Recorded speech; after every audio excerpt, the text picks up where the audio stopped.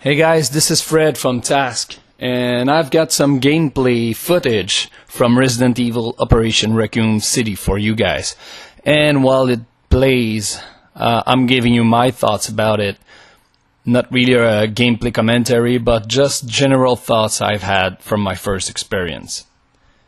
Now, before I dive into it, I'm gonna start by saying that I was a huge Resident Evil fanboy back then. That is, up until the fourth one came out. With the fourth one, it became such a fast-paced action shooter. That kinda put me off, because I used to like the slow beat of the former Resident Evil, the emphasis on investigation, the settings, the mood, everything I liked about this game. It really was survival horror for me. After the fourth one, they kinda gave up on that. Still, I wanted to give this one a try, because it was said to take place between Resident Evil 2 and Resident Evil 3. But this time it was in the perspective of the villains back then, which were Umbrella basically. So you're playing as a team of mercenaries from Umbrella. So this was my main incentive to get the game. I was really disappointed to notice, like right from the first mission, that the story is told through the adventures of four faceless mercenaries of whom I care nothing about. Like, I got that chick with a mask, that chick with a mask, that dude that's bigger than the other, and that other dude who looks like a phantom. I don't know what that's all about. Even the environment, which are supposed to be familiar. I'm supposed to revisit the places I've been in Resident Evil 2, right? But no, instead this looks like poorly designed linear maps just for the sake of having maps. So that was kind of a letdown, because I was expecting to have that nostalgia factor. Alright, so let's talk about the gameplay a bit. This was announced as being a team-oriented third-person shooter. Now, the team-oriented aspect really isn't there unless you're playing with friends. Because as far as the campaign goes, your team is really dumb. Like, if you're playing with artificial intelligence, you will always see them running around in places you've already cleared. You will see them dying for no reason. You will see them go into blind fire craze or hip fire craze, or I don't know. And then they're gonna die, and you're gonna have to run back and revive them. So that's basically it for the artificial intelligence. And one thing is, that wouldn't bother me.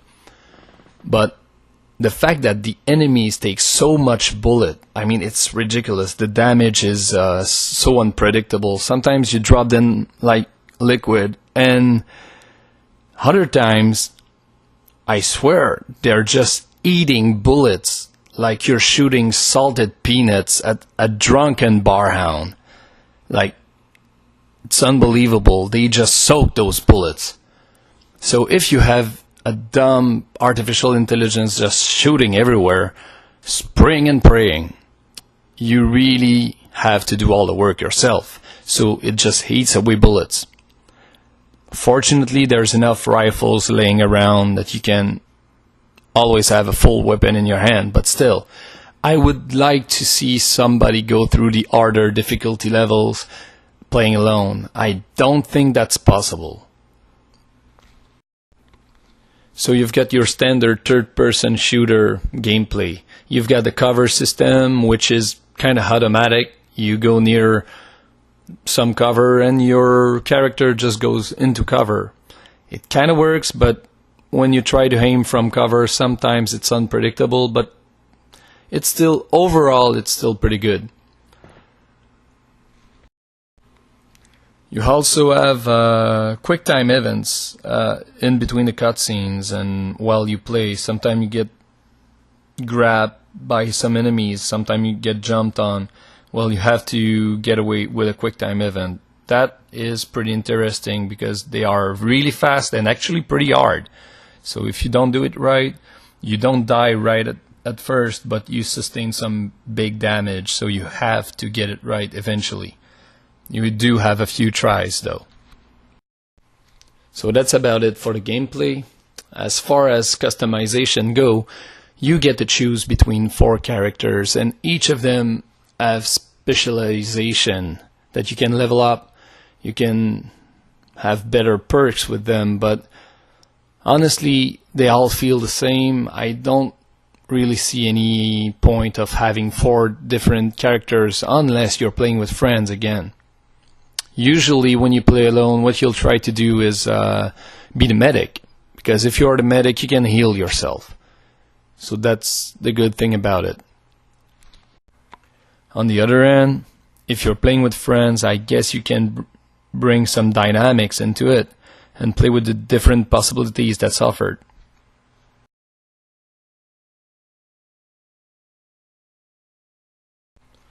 So Resident Evil Operation Raccoon City also has 4 different online modes, which all seem promising on paper, but they also failed big time.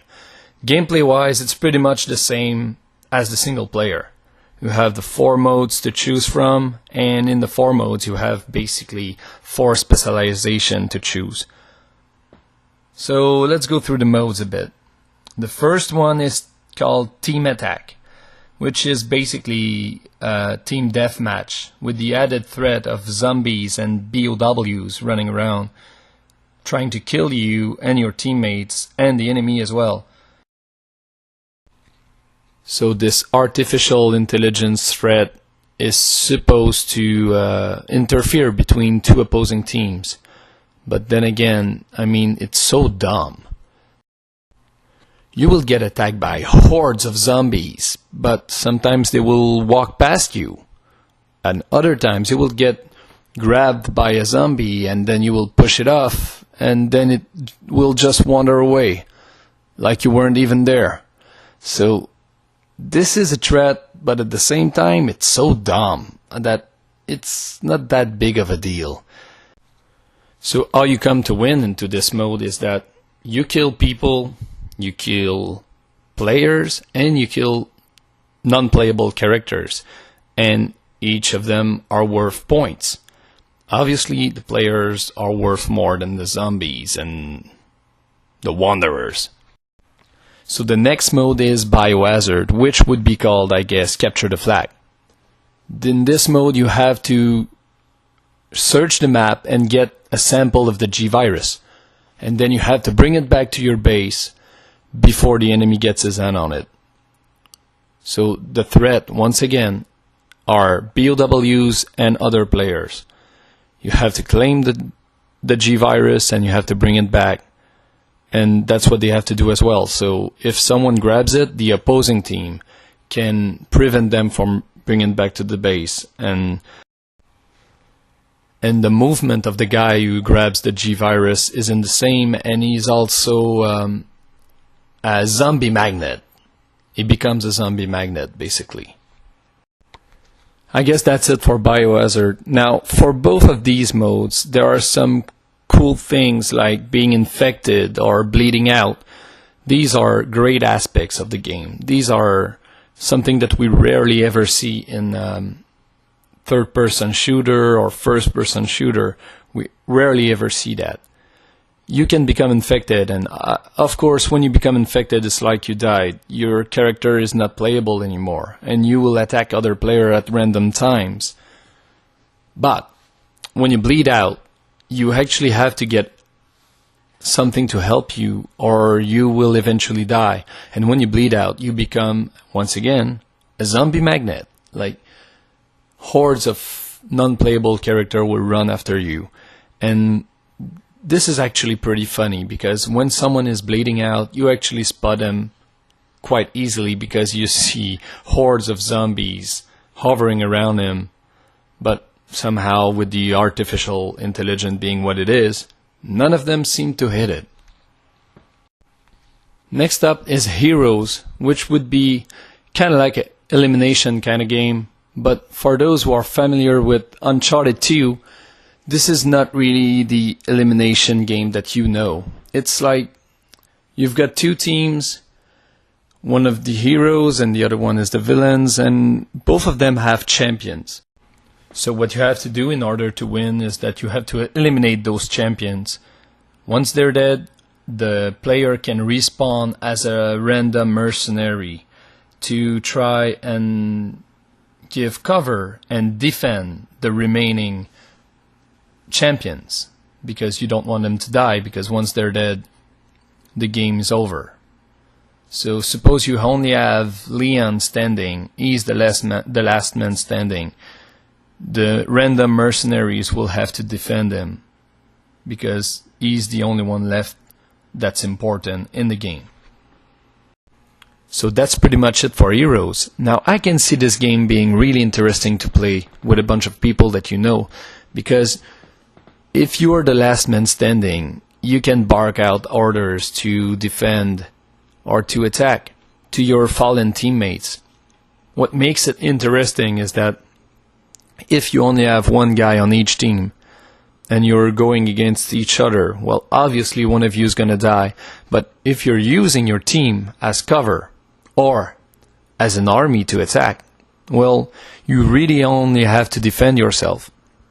And you've got non-important character, you being the bait or the meat shields that you need to win. So that could be pretty interesting. And last but not least, the survivor mode. Now this is the mode that I enjoy the most. It was pretty fun actually, because that mode changes, like it shifts direction right in the middle. It starts as some kind of death match, like you're pinned against the team and you only have to fight. That's the only objective. And then the chopper arrives and you have to reach the chopper and get inside the chopper. And the first team with all 4 players inside the chopper wins. Now the tricky part is that each time you die, it takes a longer period of time until you respawn. So that's basically the strategy here. You have to kill people before the chopper arrives. That will make their respawn time longer, and then they won't be able to reach the chopper before you do. So that's the key here.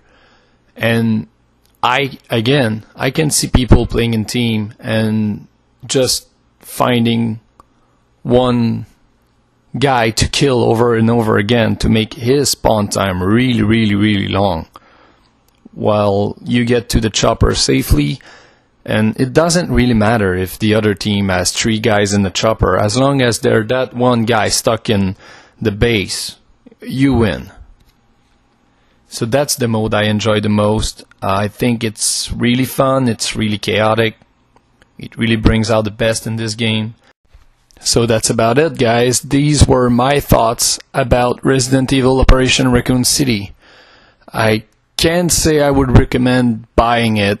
Obviously, plan it ahead and rent it with your friends, and try to tackle the campaign. You know, have a few beers, have fun, but buying it, playing with randoms, I'm not too sure about it. Hopefully there'll be some nice DLC. I don't know what they have in store for it, but as it is right now, I wouldn't really recommend it. So that's it, guys. Thanks a lot for watching. Please like and subscribe to the channel. If you want to check us out, if you want to ask about joining the clan, feel free to visit the Facebook page. The link is in the description, and we'll see you online. Thanks a lot.